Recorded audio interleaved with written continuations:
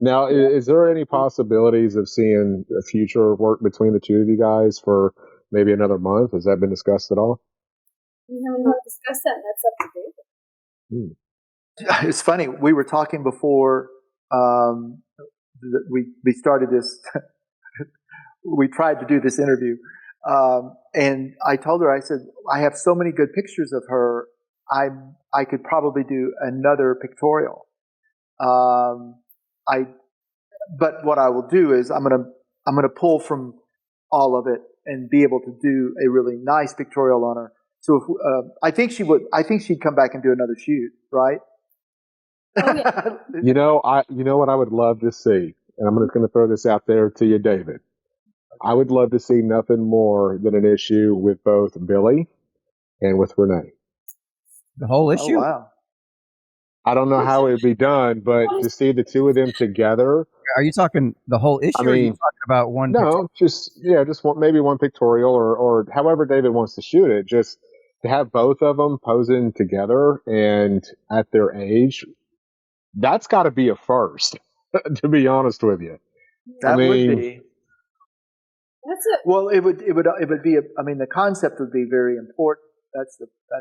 That would be a difficult thing to do, and then it's a celebrate. I think you could really do this in such a way where you're celebrating not only their age but the lifestyle in which they live to look as good as they do.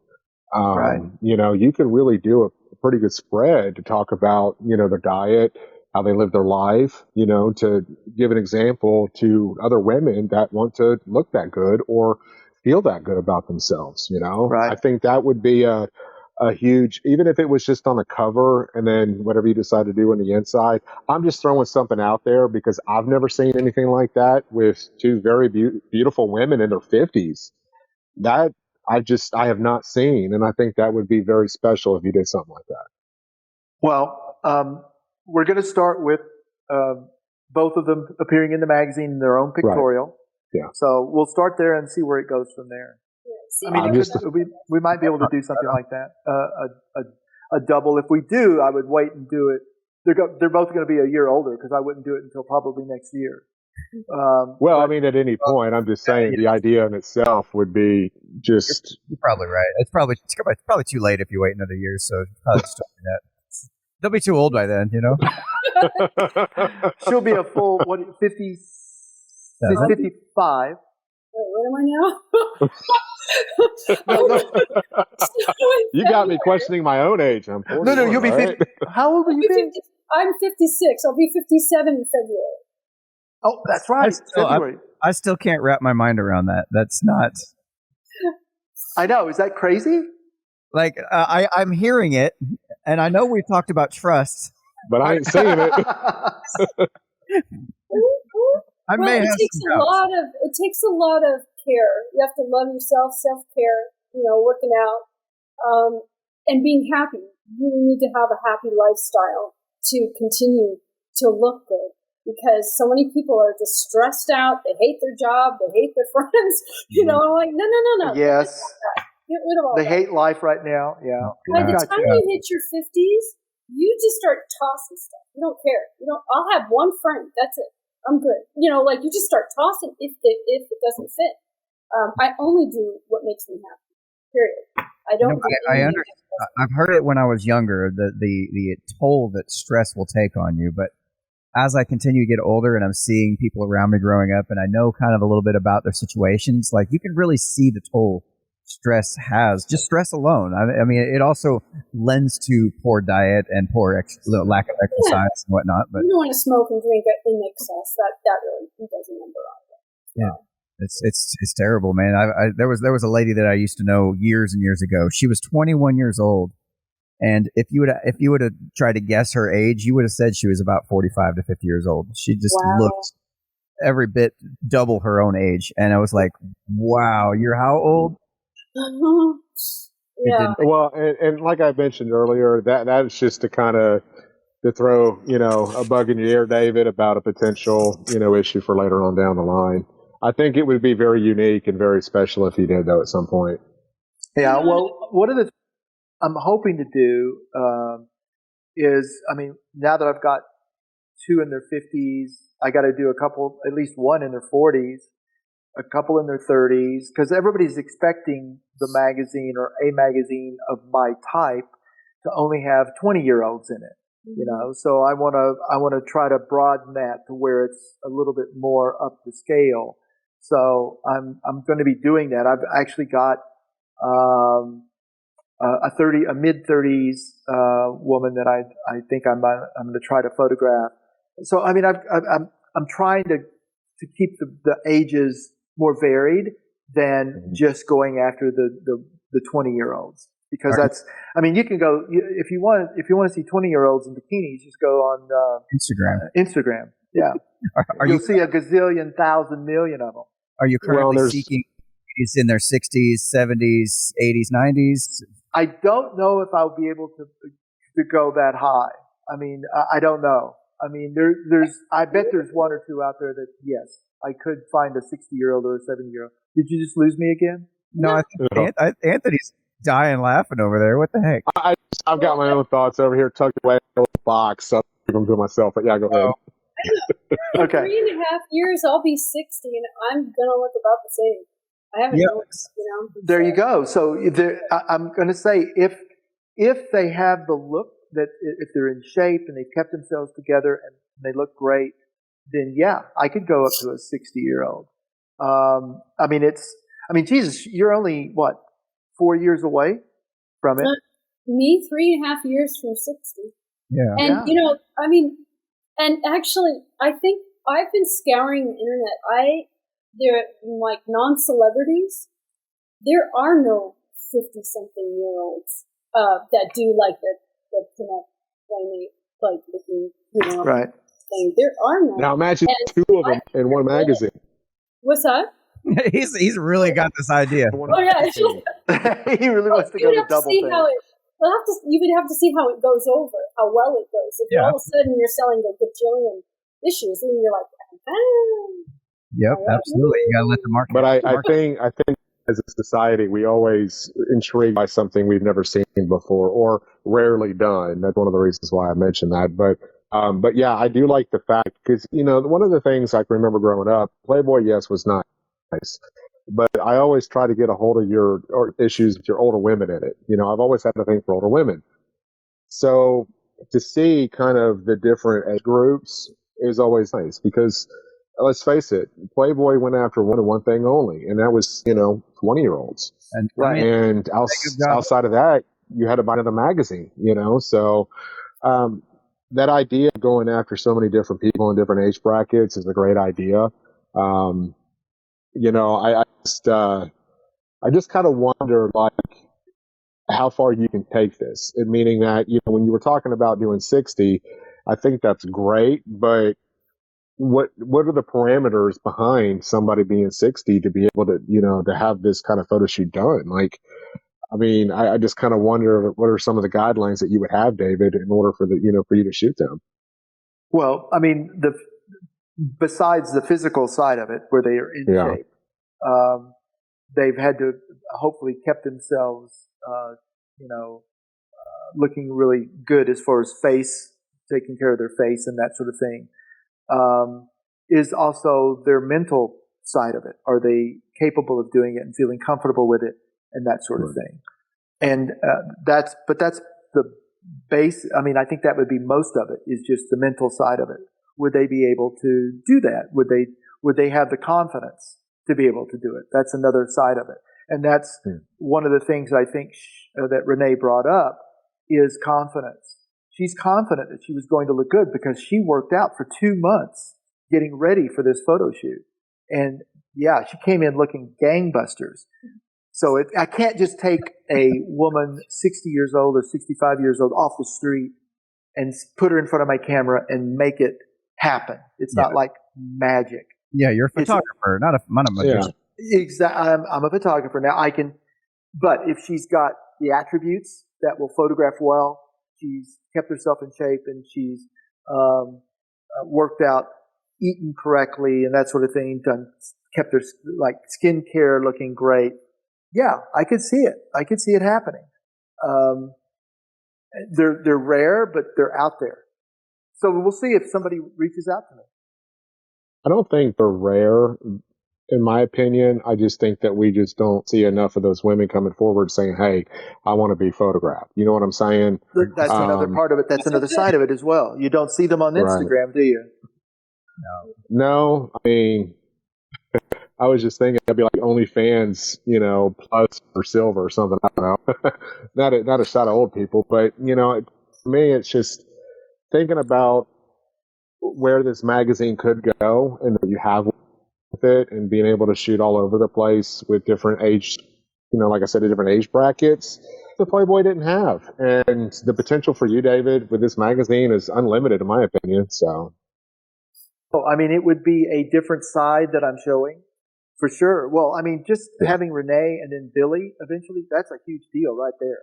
Both of them in their 50s. And the way, I'm sorry, go ahead, please. No. I was just going to say that's a huge deal right in and to itself, where I have these two mid-50s women that I'm going to be photographing and having featured in my magazine is a big deal right off the bat. And what were you going to say? So I was thinking, there are men love 80-year-old men. They love looking at beautiful women. Well, the hiccup you get is if you only supply 18, 19, 20-year-olds and you're an 80-year-old man, there's a little bit of a disconnect. You're not connecting with the model as much as if all of a sudden they go, wait a minute, she's 50-something, she's 56, she's a lot closer to my age. This might actually be possible. I might actually be able to date this girl, kind of like the movie star that's suddenly single, like somehow, like you're going to get that person, right? But you're closer to their age, and so they could essentially date you and not look like just a sugar daddy, but like an actual. Does that make sense?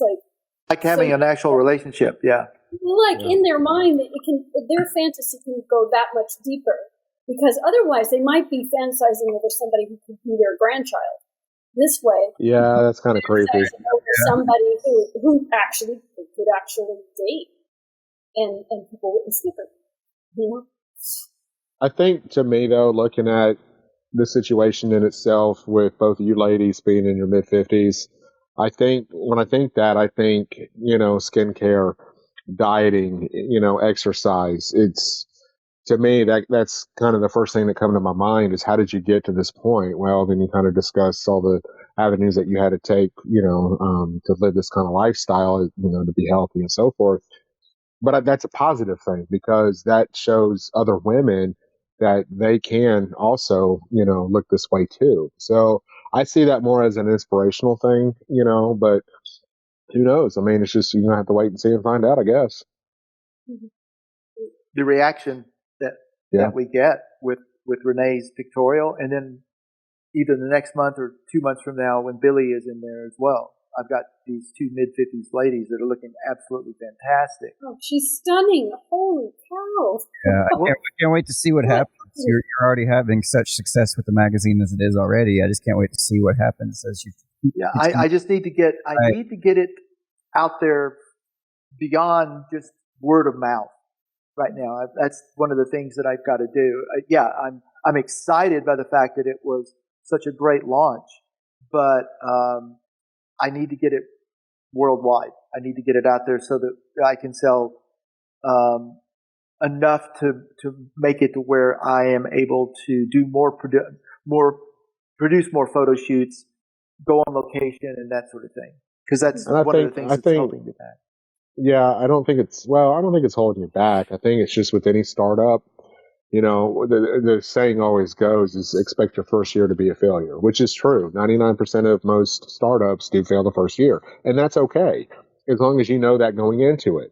But you got to look beyond that first year, and you got to tell yourself, I've got a quality product. And as long as you believe in your product, David, it's going to happen. You got to be patient with it, unfortunately. But it will come. And if you already getting these kind of rave reviews early on, and you stay consistent with the quality of your magazine, I'm not worried about it. I think you'll do well.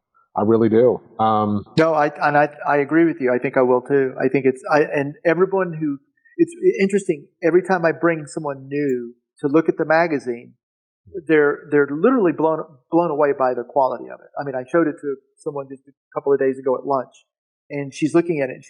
And it's always so fun when they look at it and they go, "Oh my God, this looks like a real magazine," as if I'm pasting it together on the back of a piece on a blank piece of paper or something. I don't know, but and they'll go, "Oh, the design is gorgeous. I love your fonts and all of the type and all this."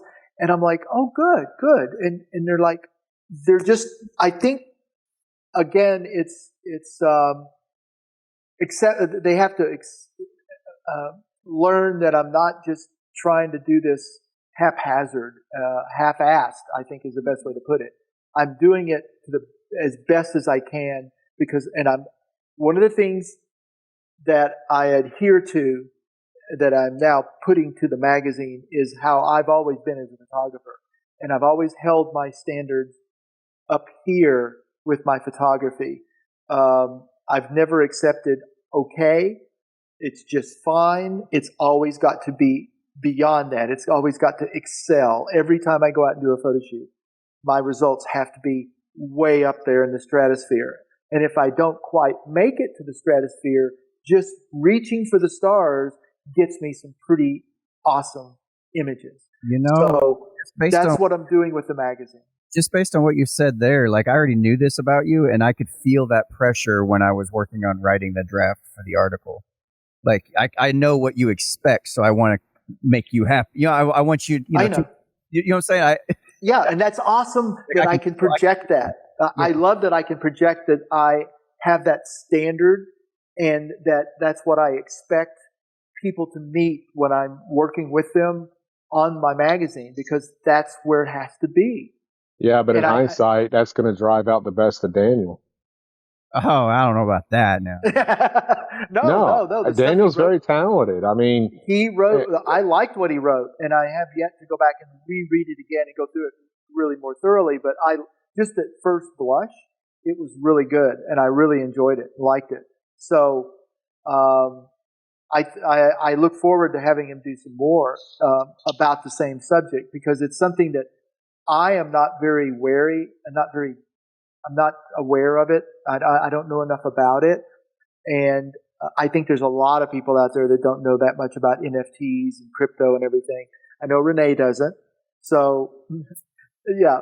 And so I think adding that to the magazine gives me another level that's not out there right now. In fact, it's awesome, because Daniel, do you know of any of the magazines that are out there doing literally how to and stories about it and what it's all about and that sort of thing? I mean, there's a number of online sites and things like that, but I wouldn't say a magazine per se that I'm aware of now. Yeah. Not with models and stuff like that, probably. Yeah, right. Yeah. Like a men's lifestyle. Let's call it that. Oh, yeah. Most of the stuff you see about crypto and things like that are in kind of like very niche websites that are for that type of audience that already knows about it. There you go. Not hitting the people that have never heard about it or even considered it. So I hate to bring. Yeah, most men are in crypto. Believe it or not, it's not women. And I hate to bring up the P word, Playboy, but back when Hef started, one of the things that made him blow up Playboy was he reached editorially as well as with the photographs of the beautiful women. He brought in the best writers. He put articles in there that no one else was putting into the magazines. So that's another side of this that I think will help me build my magazine as well, is adding these items that aren't atypical to my kind of magazine, being a men's lifestyle. I just realized something. Renee's done a photo shoot with you. Daniel's writing for you. What the hell am I doing here? You're the ideas guy. You sit here on live shows and pressure him into doing different pictorials. Yeah, you convinced me that I need to have two women in their 50s doing a photo shoot together. I'm telling you, man. You put a poll out there. I knew he was people are going to want it. I'm telling you.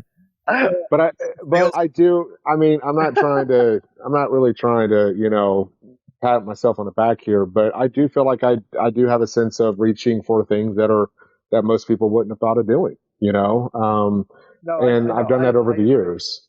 And you so much as sent me an email asking me, my opinion about something. And I told you in a previous video, she ought to be your model in the middle. And you know who that is. So it's just, I thank you so much for, hitting me up and saying, what do you think? And I thought that was kind of neat that you even asked my opinion on that. So. Well, you guys are my audience. You're my readership out there. I mean, that's what I see in you, and that's important for me to know what you're thinking. You guys, much younger than me, what's kind of like what's cool and happening and all that kind of stuff. I'm beyond that now. I don't know what's cool anymore. So. Well, and then also I suggested Daniel do an article for your magazine about crypto. So I'm good for something, okay? There you go. And he wrote something that's really cool. So yeah, just keep coming up with those ideas. Not just 250-year-olds in a pictorial, but some other things as well. I'm telling you, man, you gotta do it. It's gonna be good. You know what? When I get off of here, I'm gonna get on Facebook and I'm gonna ask people, what do you think? Do we have any questions, Miss Renee over here? Poor girl's been over there patient, so patient. Sorry. I know. If you sell millions of copies, then that may not be a bad idea. Boy, if I could sell millions of copies, I'd be shooting on location in Italy every other month. Oh yeah, absolutely. Well, you got to remember though. I mean, Hugh Hefner defined the industry in the magazine that he had by doing things that were out of the norm. Right. And on top of that, I mean, that's one of the reasons why I pushed that idea that I mentioned to you. But let me ask you this: Did Hugh Hefner really ever advertise his magazine early on to get the word out there, or how did he do it? Hold on. So, this magazine, December of 1953. This is the first one. All he did was he just literally put it out on the newsstands. Sold over 50,000 copies that month. Well, damn. The population of the U.S. was only like 100,000 back then, right? But it was mostly, it was only in Chicago. He sold 50,000 in Chicago. Yeah. It was all around Chicago. It's all the newsstands in Chicago. Well, the point of my comment is, you had mentioned earlier about getting the magazine out there. Right. He didn't really do much either, so I wouldn't stress it too much. No, he didn't do any kind of advertising at all. He just put it out, which is what I did, basically. I just put it out. Word of mouth is huge. Yeah, word of mouth is huge. So, yeah. Absolutely. Well, is there any more questions we have that we want to? No, I think we're good. Is there anything that we should be looking out for next, David? And I'll finish up with Renee. Other than what's interesting is I'm wanting I want some writers to reach out to me. That's one of the things I'd love to hear. I'm excited that Daniel wrote this piece for me. Now I need someone else to write something else for me. I need some writers to start. I need a travel story and that kind of thing. Other than me having to go out and search it. I have an idea. You have an idea? Yeah. Remember how Marcus interviewed my dad? And he has all this stuff my dad talked about the Steadicam. It might be something. Well, you said Steadicam? What exactly is that? Movie cameras in the old days, I'm going to go back in the old days, were very large, cumbersome cameras, okay? And for them to do moves were always on rails when they do what was called a move.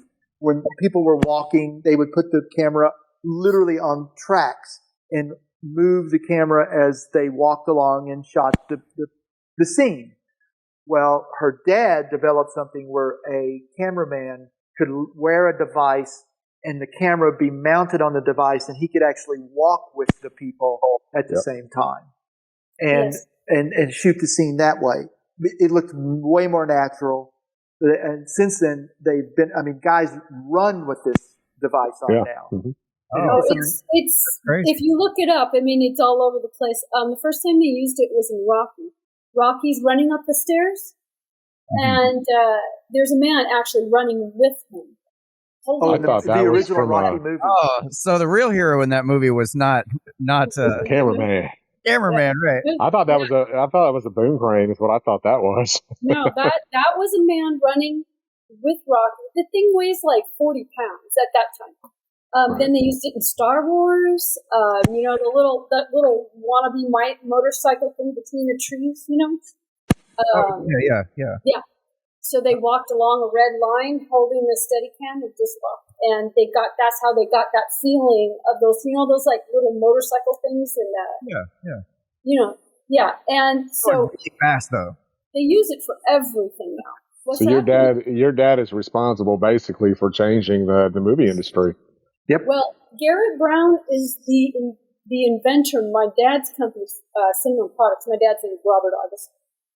Gotcha. Garrett Brown went to Cinema Products, said, "This is an idea." They kind of flew back and forth because they knew what they had to do to make this happen, but Garrett Brown didn't have the technology behind this, so he came to them. They did it, and it just changed everything.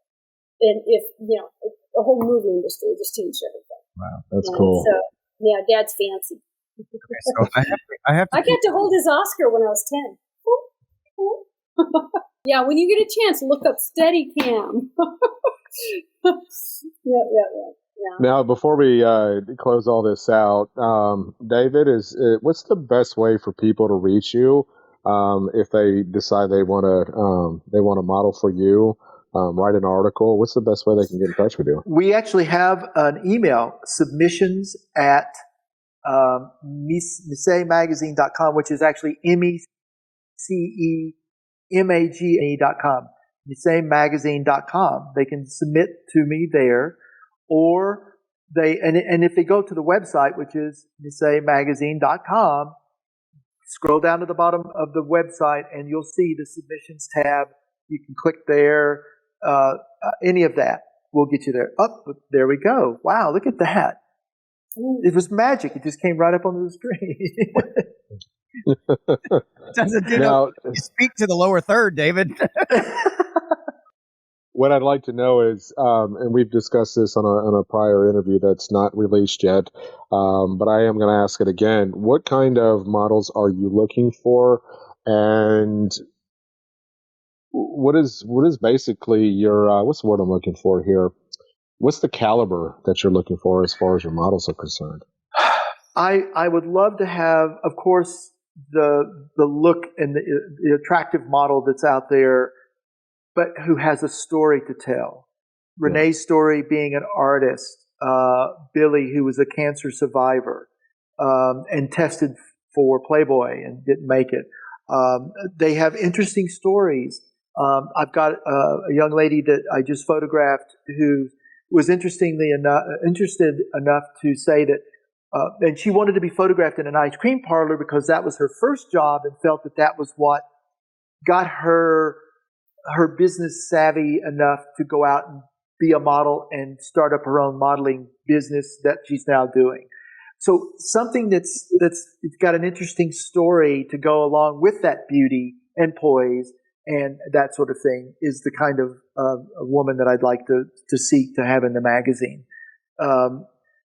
Yes, if it's just a model, of course, if she would like to appear in the magazine, we will, of course, if she has the look and everything and photographs well, we'll photograph her.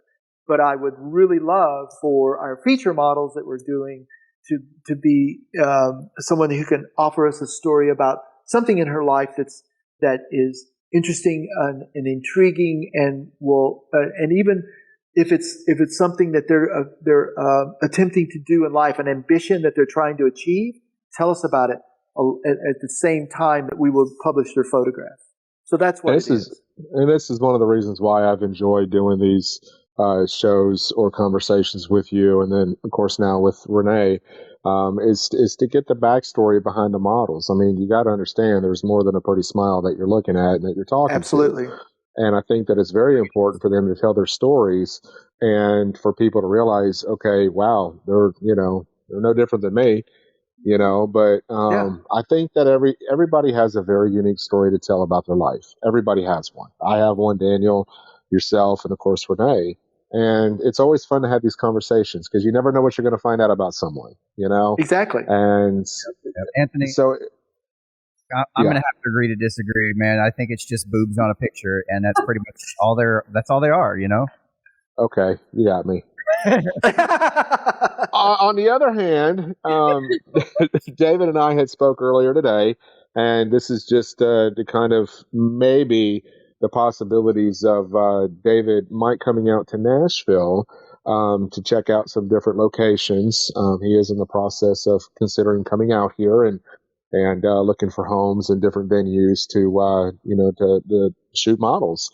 Yeah. And so if that time does come where David does come out here for photo shoots, I think that anybody in the surrounding area, Kentucky, Alabama, Georgia, and so forth, if you're interested, we'll definitely let you know ahead of time when David does decide to come out here. So I know that's something you and I had briefly discussed. And absolutely. And if there's a day that I could set aside to meet someone or people that women that are interested in being in the magazine, I'd be more than happy to do that and meet with them and everything. So the best thing for people to do is find David on Facebook or Instagram, follow or like his pages, and just keep an eye out for that if he does eventually come out here. I think he will.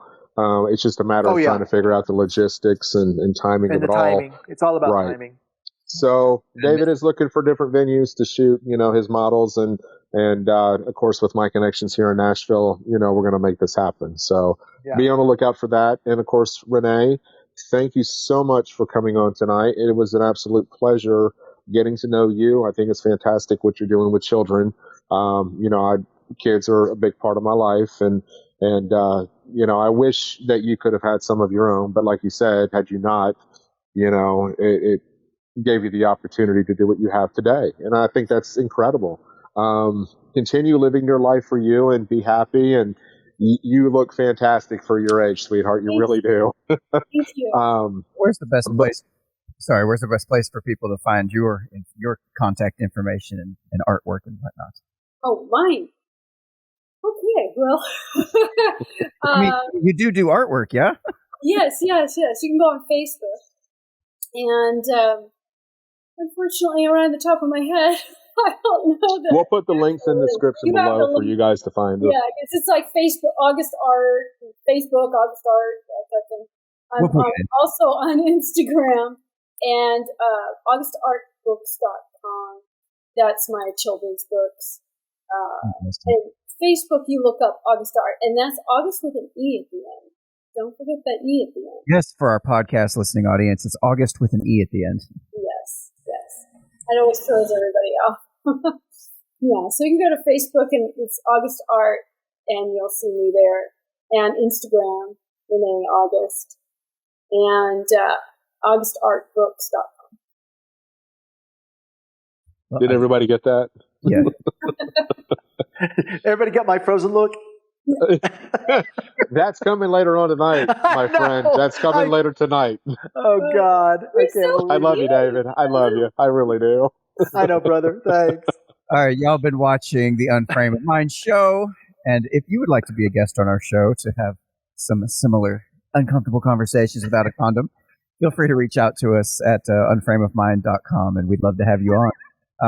Yeah, absolutely. So, I'd like to thank you guys for coming on again. And until next time, I can't wait to see this magazine as it continues to develop and grow. Me too. I'm very excited every time I produce a new one. I can't stop smiling. So. There you go. Thanks, guys. I ain't contributed nothing, so y'all have a good night. Love y'all.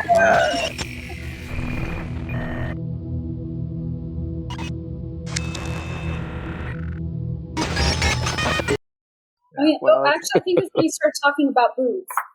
Oh, yeah, we start talking about boobs. Yeah. Keep talking about boobs. Yeah, it's working. As long as we're talking about boobs, we're good. Speaking of that, I'm going to say this too. Hers are very cute. Because I nicknamed her Perky. That's my nickname for her, and she's fine with it. So when I text her or type to her, I go, "Hey, Perky, what's going on?" It's so adorable and not creepy at all. Not creepy at all. It can't be coming from David. He's too nice of a guy. If I said that, I know. No. She'd be like, get the hell out of here with that. Don't call me again. If I send her something like that, she'll turn around and message David or call him and be like, what is this dude doing? Like, we're not going on his show. Absolutely not.